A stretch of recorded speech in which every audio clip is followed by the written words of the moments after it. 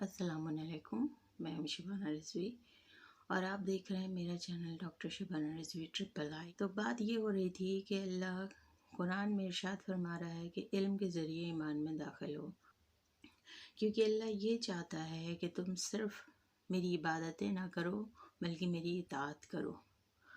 اطاعت انسان تب کرے گا جب اسے یہ معلوم ہوگا۔ کوئی بھی چیز کی گائیڈ لائنز جب ہمارے پاس ہوتی ہیں، کسی بھی آفس میں اگر ہم کام کرتے ہیں اس کا کرائٹیریا کیا ہے، کہیں پہ بھی ہم رہتے ہیں، جب ہم دوسرے کسی ملک میں جاتے ہیں سیٹل ہونے کے لیے تو وہاں کے رولز اور ریگولیشن کیا ہیں، پہلے ہمیں یہ پتہ کرنا ہوتا ہے۔ اسی طرح اسلام میں داخل ہونے کے لیے ہدایت کر رہا ہے پروردگار کے علم حاصل کرو۔ اس کا مقصد کیا ہے کہنے کا؟ پچھلی ویڈیو میں جیسا کہ ہم نے کہا کہ اللہ یہ نہیں چاہتا ہے کہ تم صرف ہمیں مانو، بلکہ اللہ یہ چاہتا ہے کہ تم ہمیں جانو۔ اس لیے جانو ہمیں کیونکہ جتنا تم ہمیں جانتے جاؤ گے، یعنی جتنا تم اسلام کو جانتے جاؤ گے، اتنا ہی تمہاری محبت، تمہارا اٹیچمنٹ ہم سے بڑھتا جائے گا، اتنا ہی تمہارا عقیدہ بڑھے گا، اتنا ہی تمہارا ایمان مکمل ہوگا۔ تو بات یہ ہو رہی ہے کہ جب ہم کو کہیں پہ کام کرنا ہوتا ہے یا کہیں کسی نئے شہر ملک میں ہم جاتے ہیں، شفٹ ہوتے ہیں اور وہاں سیٹل ہونا چاہتے ہیں، تو سب سے پہلے کیا ہوتا ہے، ہمیں اس کے رولز ریگولیشن، اور جیسے کرونا پھیلا ہوا ہے، کووڈ-19 کے بارے میں جو گائیڈ لائنز آ رہی ہیں تو ہمیں اس کو فالو کرنا ہے، ٹھیک ہے۔ اسی طرح جو اسلام ہے اس کی بھی گائیڈ لائنز ہیں، جیسے فقہ کہتے ہیں۔ تو اللہ کہہ رہا ہے کہ تم اسلام کو جانو، اور کیونکہ وہ یہ نہیں چاہتا ہے کہ صرف اسے مانو، بلکہ وہ یہ بھی چاہتا ہے کہ تم اس کی اطاعت کرو۔ صرف عبادت نہیں چاہتا ہے بندے سے۔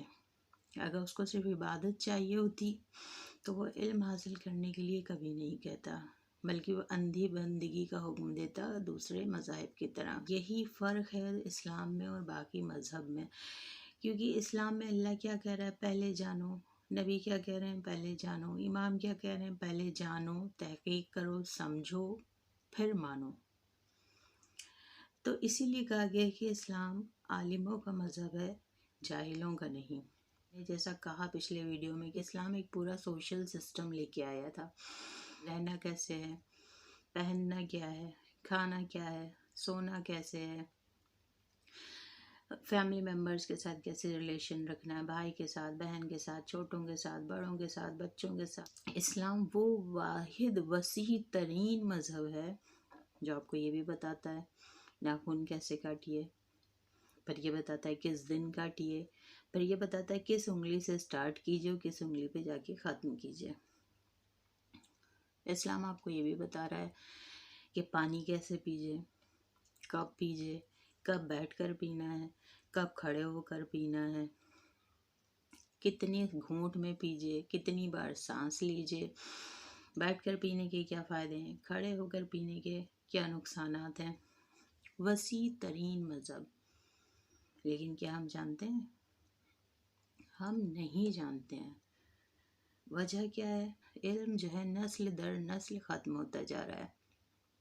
کیوں ختم ہوتا جا رہا ہے؟ مادری زبان چھوڑ دی ہے ہم لوگوں کی جنریشن تک۔ تو اگر ہم لوگوں نے نہیں پڑھا ہے تو ہمارے بزرگوں کی زبانی بہت ساری روایات منتقل ہو جاتی تھیں، لیکن اب کیا ہو رہا ہے، جتنا ان کو معلوم تھا اتنا ہمیں نہیں معلوم ہے، جتنا ہمیں معلوم ہے اس سے کم ہمارے بچوں کو معلوم ہوگا، پھر ان کے بچوں تک جاتے جاتے سلسلہ ختم ہو جاتا ہے۔ مصروفیات بڑھ رہی ہیں۔ پہلے کا طریقہ کیا تھا کہ شام کے وقت سب فیملی میں جمع ہوتے تھے، ایک دوسرے سے بات چیت کرتے تھے، بچے چھوٹے جو ہوتے تھے آس پاس ہی رہتے تھے، بڑوں کی باتیں سن کر ہی بہت کچھ سیکھ لیتے تھے۔ ٹی وی تھا بھی تو فل ٹائم نہیں تھا، کہانیاں سنائی جا رہی ہیں، پیغمبروں کے واقعات سنائے جا رہے ہیں، حدیثیں ڈسکس ہو رہی ہیں، علم منتقل ہوتا تھا۔ کہ اللہ سورہ نحل میں کہہ رہا ہے کہ ہم نے تمام علوم کو قرآن میں اور قرآن کو نبی صلی اللہ علیہ وسلم کے دل میں اتار دیا، اور وہ یہ کہہ رہا ہے کہ اے نبی، اپنے آپ کو دنیا کی ہر شے کا علم عطا کیا۔ اب دیکھیے کتنی بڑی جہالت ہے۔ قرآن کو حفظ کر لینا الگ بات ہے، روز پڑھتے رہنا الگ بات ہے۔ اللہ کہہ رہا ہے کہ ہم نے دنیا کی ہر چیز کا علم آپ کو عطا کیا۔ اللہ کہہ رہا ہے کہ ہم نے قرآن کو نبی صلی اللہ علیہ وسلم کے دل پر اتارا۔ نبی خود کہہ رہے ہیں اپنے کو کہ میں علم کا شہر ہوں، اور مسلمان کیا کہہ رہے ہیں؟ امی۔ تو یہ کیا ہے؟ یہ وہی چیز ہے کہ ہم صرف رٹ رہے ہیں، سمجھ نہیں رہے ہیں، اور اللہ کیا کہہ رہا ہے؟ سمجھو، رٹو مت۔ اب دیکھیے بات یہ ہو رہی تھی کہ علم کیا ہے اور تعلیم کیا ہے۔ کیسے پتہ چلے گا کہ علم کیا ہے؟ علم میں اور تعلیم میں جو فرق ہے، ایجوکیشن میں اور نالج میں جو فرق ہے، وہی فرق ہے جو اللہ سمجھانا چاہ رہا ہے کہ علم الگ ہے، تعلیم الگ ہے، ایجوکیشن الگ ہے اور نالج الگ ہے۔ اب عالم کون ہے؟ جو اسکول گیا، کالج گیا، یونیورسٹی گیا، یا وہ جو گھر میں بیٹھا ہے جس نے صرف مذہبی کتابیں پڑھی ہیں؟ دونوں میں سے کسی کو بھی پوری طور پہ عالم نہیں کہا جا سکتا، کیونکہ دونوں چیزیں ضروری ہیں۔ اس بارے میں آگے بات کریں گے۔ ابھی آج ہم یہ بات کریں گے کہ اللہ نے کس کس ذریعے سے علم کو سمجھانے کی کوشش کی ہے۔ دیکھیے علوم کو قرآن میں تو اتارا ہی، نبی صلی اللہ علیہ وسلم کو عطا کیا، ان سے مولا علی اور ان سے اہل بیت میں منتقل ہوا، یا اس کے علاوہ ائمہ کی جو احادیث ہیں وہ ایک طریقے سے اس کا ایکسپلینیشن ہے۔ اگر ہم اسے سن لیتے ہیں، اسے سمجھ لیتے ہیں، اسے فالو کر لیتے ہیں، تو اس کا مطلب یہ ہے کہ ہم نے سیکھ لیا ہے اور دین کو سمجھ لیا ہے۔ اب یہاں پہ بات کیا ہو رہی ہے؟ اللہ نے کس کس طریقے سے علم کو اتارا ہے۔ 1,24,000 انبیاء جو آئے، تو کیوں آئے؟ کلمہ پڑھ لو، نماز پڑھ لو، نہیں، یہ تو ہمارے آخری نبی نے کہا، تو کیوں آئے 1,24,313 انبیاء؟ صرف اور صرف علم کو یہاں سکھانے کے لیے، پڑھانے کے لیے، سمجھانے کے لیے آئے۔ جب انہیں تمام علوم کو رائج کیا، لوگوں تک پہنچایا، تب نبی صلی اللہ علیہ وسلم کا ظہور ہوا۔ ہر نبی پہ الگ الگ شریعت آئی ہے، ہر نبی نے الگ الگ علوم سکھائے ہیں۔ ہمارے جو چوتھے نبی کا دور آیا، جناب ادریس کا، تو ان کا نام کچھ اور ہے، لیکن انہیں ادریس کہا جاتا ہے اس لیے کہ وہ بہت زیادہ درس دیتے تھے۔ تعلیم کی جو بیسک اور باقاعدہ تعلیم کی جو شروعات ہوئی تھی، چوتھے نبی کے دور سے شروع ہوئی تھی۔ جو انبیاء تھے، ادریس علیہ السلام، پین انہی نے بنایا تھا۔ اسی طرح ہر نبی نے علم کو فروغ دیا۔ یہ لوگ کہتے ہیں کہ نبی صلی اللہ علیہ وسلم کو لکھنا پڑھنا نہیں آتا تھا۔ جب جناب ادریس کو، جبکہ آبادی کتنی کم ہوگی، سوچیے وہ چوتھے نبی تھے، اور انہی نے قلم بنایا اور وہ لکھنا پڑھنا سکھا رہے تھے، تو ہمارے نبی صلی اللہ علیہ وسلم سے لاکھوں سال پہلے کا دور تھا وہ۔ ہر نبی کی زندگی ہزاروں سال کی تھی، یعنی سب سے پہلا جو علم ہے وہ مسلمانوں ہی کے پاس تھا۔ انبیاء سکھا گئے، ہم مسلمان اپنی تاریخ پڑھتے ہی کہاں ہیں؟ ہمارے پاس تو صرف ایک مذہبی کتاب ہے اور وہ ہے قرآن، اور ہم سمجھتے نہیں ہیں۔ ہم نے کہاں پڑھی ہے اسلامک ہسٹری؟ ہم کہاں پڑھ رہے ہیں تاریخ؟ زبان ہی چھوڑ دی ہے، اپنی زبان بھول گئے ہیں۔ ہم اپنے بچوں کو سکھاتے ہی نہیں ہیں، ہم انہیں وہ سکھاتے ہیں کہ جس میں وہ فخر محسوس کریں، جس سے ہمارا اسٹیٹس اوپر جائے۔ تو بات ہو رہی ہے اللہ نے کس کس طرح سے علم کو دنیا میں اتارا۔ اب دیکھیے یہ پرندہ ہے، یہ فوٹو یہاں اسکرین پہ آپ دیکھ رہے ہیں۔ یہ پرندہ پیڑ کی باریک باریک ہری ٹہنیوں کی چھال لے کے آتا ہے، اس سے یہ اپنا گھر کس طرح سے پیڑ پر بنتا ہے، اس کو کہتے ہیں بیا۔ یہ پرندے کا نام ہے بیا۔ اور آپ تو فوٹو میں اس کا گھر دیکھ رہے ہیں، بہت سارے لوگوں نے دیکھا بھی ہوگا، ہم نے اس کو دیکھا ہے۔ اندر پارٹیشن بھی ہوتا ہے، ڈرائنگ روم الگ ہوتا ہے، بیڈ روم الگ ہوتا ہے۔ اس کو کس نے سکھایا؟ اور یہ دوسرا پرندہ ہے، یہ پرندہ گیلی مٹی لے کر آتا ہے چونچ میں بھر کے، اور مٹی کو پھیلاتا ہے، پھر تنکا لے کے آتا ہے، تنکا اس پہ چپکاتا ہے، پھر مٹی لے کے آتا ہے، اس پہ پھیلاتا ہے، پھر تنکا لے کے آتا ہے، اس پہ چپکاتا ہے۔ اسی طرح یہ بالکل گول، بہت ہی مضبوط اور پکا سیمنٹڈ گھر بناتا ہے اپنے لیے، گھونسلہ۔ کس نے سکھایا ہے اسے؟ ہم جو انسان اپنا گھر بناتے ہیں کیسے بناتے ہیں؟ اپنا گھر ایسے ہی تو بناتے ہیں، سیمنٹ، اینٹ رکھی، پھر سیمنٹ، پھر اینٹ رکھی، پھر اوپر سے پلاسٹر کر دیا۔ تو اس پرندے کو کس نے سکھایا ہے؟ یہ سب اللہ نے، اس لیے اس پرندوں کو تو اللہ نے وحی دی ہے، لیکن انسان کو عقل دے کے چھوڑ دیا دنیا میں۔ کیوں چھوڑ دیا؟ کہ اب تم حاصل کرو، قرآن کے ذریعے حاصل کرو، اہل بیت کے ذریعے حاصل کرو، اور اپنی عقل کے ذریعے علم حاصل کرو۔ جو پڑھ نہیں سکتے ہو وہ دیکھ کے سیکھو، جو دیکھ کے نہیں سمجھ سکتے ہو اس کے لیے وسیلہ ڈھونڈو۔ قرآن تو سب کے پاس ہے ہی، اس کو پڑھو، اس سے سمجھنے کی کوشش نہ کرو، جو نہ سمجھ میں آئے وہ اہل بیت کی احادیث سے سمجھو۔ اب مدھو مکھی کو دیکھ لیجیے، جو کالونی سسٹمز ہیں کیسے بنے ہیں، مدھو مکھی کی بھی تو کالونی ہی ہوتی ہے، کس نے سکھایا ہے اسے؟ اب آپ دیکھیے، اللہ قرآن میں کہہ رہا ہے کہ یہ انسان دیکھتا کیوں نہیں کہ یہ پرندے آسمانوں میں کیسے اڑ رہے ہیں، یہ جنہیں کون روکے ہوئے ہے، کون روکے ہوئے ہے، یہ تو وہ اپنے کو پہچانوا رہا ہے، توحید ہے، ٹھیک ہے، یہ توحید ہے کہ ان پرندوں کو زمین و آسمان کے درمیان کس نے روکا ہوا ہے۔ لیکن یہ پرندے کیسے اڑ رہے ہیں، انسان دیکھتا کیوں نہیں ہے؟ یہ علم کی طرف انسان کا دھیان دلانا ہے کہ انسان کا دھیان جائے۔ کبھی ہم نے آپ نے سوچا کہ یہ کیسے اڑ رہے ہیں؟ کبھی نہیں سوچا۔ کیوں؟ کیونکہ ہم یہ سب چیزیں ریگولر دیکھتے ہیں تو پھر کچھ اس میں نیا لگتا ہی نہیں ہے۔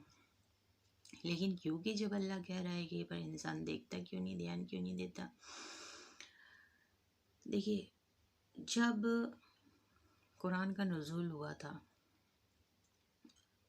یہ احادیث کم سے کم 1500 سال پرانی ہے، اس وقت گریوٹی کا کوئی رول سامنے نہیں آیا تھا، گریوٹی کی کوئی ایکسپلینیشن، کوئی ڈیفینیشن ہمارے سامنے نہیں تھی۔ اب ایک انسان ہے، جانور چرانے گیا ہے اور وہ بیٹھا ہے پیڑ کے نیچے، اور وہاں پر وہ ایک سیب کو گرتا ہے، زمین پر گرتے ہوئے سیب کو دیکھتا ہے، وہ سوچتا ہے کہ یہ سیب نیچے کیوں گرا، ایسا کیوں نہیں ہوا کہ پیڑ سے ٹوٹنے کے بعد یہ اوپر کی طرف چلا گیا ہو، اور وہ گریوٹی کو ایجاد کرتا ہے، وہ دنیا کو ایک نئی پہچان بتاتا ہے کہ یہ زمین، پہلی بار وہ ایک ایکسپلینیشن، ایک ڈیفینیشن لے کر آتا ہے کہ زمین کی کشش ہر چیز کو اپنی طرف کھینچ لیتی ہے، اس سے پہلے کوئی گریوٹی کو نہیں جانتا تھا۔ تو اللہ کیا کہہ رہا ہے؟ اللہ کہہ رہا ہے دیکھو کہ پرندے آسمانوں میں کیسے اڑ رہے ہیں، یعنی یہ ایک الگ چیز ہے، کیونکہ اوپر سے گرتی ہے ہر چیز نیچے کی طرف، لیکن نیچے سے ایک چیز اٹھ کے اوپر کی طرف جا رہی ہے، تو کیسے جا رہی ہے؟ جس نے اس پہ غور کیا، پرندہ آسمان میں کیسے اڑتا ہے؟ جب وہ اڑنا چاہتا ہے تو اپنی جگہ سے جمپ کرتا ہے، اور ہوا میں جیسے ہی وہ جاتا ہے جیسے ہی وہ خلا میں جاتا ہے، پروں کو پھیلا دیتا ہے، پروں کو زور زور سے ہلانے لگتا ہے۔ اس کے پھیلے میں پروں کے نیچے جو ہوا ہوتی ہے، اسی ہوا کو وہ اپنے پروں کو ہلا ہلا کے نیچے کی طرف پھینکتا ہے، اور اسی ہوا کا دباؤ، یعنی وہ ہوا کی فطرت کیا ہے، نیچے سے اوپر کی طرف اٹھنا، جب وہ پروں سے ہوا کو نیچے پھینکتا ہے تو وہی ہوا اس کو واپس اوپر پھینکتی ہے، جب وہ واپس اوپر کی طرف اٹھتی ہے، اس کے پروں سے پھر ٹکراتی ہے، اسے اوپر اٹھاتی ہے، پھر وہ نیچے پھینکتا ہے ہوا کو، پھر وہ اس کے پروں سے ٹکراتی ہے، اسے اوپر اٹھاتی ہے۔ وہی ہوا کا دباؤ اسے گریوٹی کے، یعنی زمین کی کشش کے اپوزٹ زمین سے اوپر کی طرف اٹھاتا ہے، نیچے نہیں گرنے دیتا ہے۔ جہاز کیسے چلتا ہے؟ جہاز کا اسٹرکچر تو پرندے ہی کے جیسا ہوتا ہے، فرق کیا ہوتا ہے؟ وہ میٹل باڈی ہے اور وہ اپنے پروں کو خود نہیں ہلا سکتا ہے، اس لیے اس کے پروں کے نیچے پنکھے لگے ہوتے ہیں۔ پرندہ کیا کرتا ہے؟ ڈائریکشن چینج کرنے کے لیے اپنی دم کو ادھر سے ادھر کرتا ہے، جیسے کار کا اسٹیئرنگ ہوتا ہے۔ جہاز کی بھی دم میں پنکھے لگے ہوتے ہیں، ڈائریکشن چینج کرنے کے لیے وہ بھی یہی کرتے ہیں۔ یعنی کل ٹیکنیک وہی ہے، جو جہاز اڑتے ہوئے اللہ نے بنائے ہیں وہی بندے نے بنائے ہیں۔ کریڈٹ وہ خود لے رہا ہے، یہ اس کی جہالت ہے، کیونکہ اللہ نے عقل تمہیں دے کے دنیا میں بھیجا ہے، لیکن علم اس نے تم سے پہلے اتارا ہے دنیا میں، تم کو چھوڑ دیا ہے۔ عقل سب کو اس نے ایک سی دی ہے، اب تلاش تم کرو، حاصل تم کرو، کون کتنا حاصل کر سکتا ہے۔ اب دیکھیے یہ ہے flat T V, LED، LCD۔ حضرت علی کہہ کے گئے کہ ایک وقت آئے گا جب ہر گھر میں ایک شیشہ دیوار پہ لگا ہوگا اور اس شیشے میں دور پاس کی تمام چیزیں نظر آئیں گی۔ ٹیبل پر رکھنے والے پہلے والے ٹی وی کا ذکر نہیں ہے، یہ آپ کے لیٹسٹ ٹی وی کا ذکر ہے جو حضرت علی اس زمانے میں بتا گئے ہیں۔ لیکن مسلمان پھر وہی بات ہو گئی کہ پڑھتے ہی نہیں ہیں، پڑھنا ہی نہیں چاہتے ہیں۔ تو اسی لیے اللہ کہہ رہا ہے علم حاصل کرو۔ ایجوکیشن حاصل کرنے کے لیے نہیں کہہ رہا ہے، علم حاصل کرنے کے لیے کہہ رہا ہے۔ تعلیم علم کو حاصل کرنے کا ایک ذریعہ ہے، تعلیم خود علم نہیں ہے۔ اور ہم کیا کرتے ہیں؟ ہم جب پڑھائی کرتے ہیں تو ہم یہ سمجھتے ہیں کہ ہم عالم ہو گئے، ہم اپنے کو خود کیا کہتے ہیں؟ ایجوکیٹڈ۔ اچھا دیکھیے، جب ہم پڑھتے ہیں 10th میں ہم نے 6 سبجیکٹ پڑھے، 12th میں ہم نے 5 سبجیکٹ ہیں، اس کے بعد ہمارے گریجویشن میں 3 ہو جاتے ہیں، ماسٹرز میں ہمارے پاس ایک ہی سبجیکٹ ہوتا ہے، اگر ہم ریسرچ کرتے ہیں تب بھی ہمارے پاس ایک ہی سبجیکٹ ہوتا ہے۔ یعنی دنیا کی بہترین سے بہترین یونیورسٹی بھی آپ کو ایک وقت میں ایک ہی سبجیکٹ میں ڈاکٹریٹ کی ڈگری دے سکتی ہے۔ یعنی آپ کے علم کا دائرہ محدود ہے، علم کا دائرہ محدود ہے۔ PhD کی 2012 میں، اب اس وقت 2020 میں جو اسی ٹاپک کو ریسرچ کر رہا ہوگا تو اس ٹاپک میں بہت ساری تبدیلیاں آ گئی ہوں گی، یعنی اب جو اس میں ریسرچ کرے گا اس کا علم ہم سے زیادہ ہوگا۔ اب ہمیں ضرورت پڑ جائے گی خود کو اپڈیٹ کرنے کی، لیکن اللہ جس علم کی بات کر رہا ہے اس علم کا دائرہ محدود نہیں ہے۔ انسان جسے علم سمجھتا ہے اس کا دائرہ محدود ہے، اسی لیے اللہ کہیں پہ بھی لفظ تعلیم کا استعمال نہیں کر رہا ہے، ہر جگہ لفظ علم کا استعمال کر رہا ہے۔ یعنی تم حاصل کرو، تم سیکھو، لامحدود، جس دن سے پیدا ہو اس دن سے مرنے تک سیکھتے ہی رہو۔ جیسے جو ہم نے بتایا، جیسے کہ فرق ہے علم میں، تعلیم میں، ایجوکیشن میں، نالج میں، وہی فرق ہے ریڈنگ میں اور اسٹڈی میں۔ تو اللہ ترجیح کسے دیتا ہے؟ ریڈنگ کو نہیں دیتا ہے، ترجیح دیتا ہے اسٹڈی کو۔ وہ چاہ رہا ہے سیکھو۔ خاندان میں بزرگ جو ہوتے ہیں، جب ہم ان سے بات کرتے ہیں، جیسے کچھ چیزوں کی اتنی اچھی وضاحت کر دیتے ہیں اور ان کو نالج ہوتی ہے کہ ہمیں لگتا ہے ہم سے زیادہ ان کو نالج ہے، جبکہ وہ کبھی اسکول نہیں گئے ہیں۔ تو اس کا مطلب کیا ہے؟ اس کا مطلب یہ ہے کہ نالج تعلیم کی محتاج نہیں ہے، کیونکہ نالج گین کرنے میں، علم کو حاصل کرنے میں تعلیم ہماری مدد کرتی ہے۔ کیسے مدد کرتی ہے؟ کہ ہم کو ہندی آتی ہے تو ہم ہندی کی زیادہ سے زیادہ کتابیں پڑھ کے، یا کہیں پر ہندی میں کوئی لیکچر سن کے، یا کوئی آرٹیکل پڑھ کے، یا انٹرنیٹ پہ سرچ کر کے علم میں ہم مسلسل اضافہ کر سکتے ہیں۔ انگلش آتی ہے تو انگلش کا بھی وہی ہے، کوئی بھی ایک لینگویج اگر آ جاتی ہے تو انسان کو علم حاصل کرنے میں بہت مدد ملتی ہے۔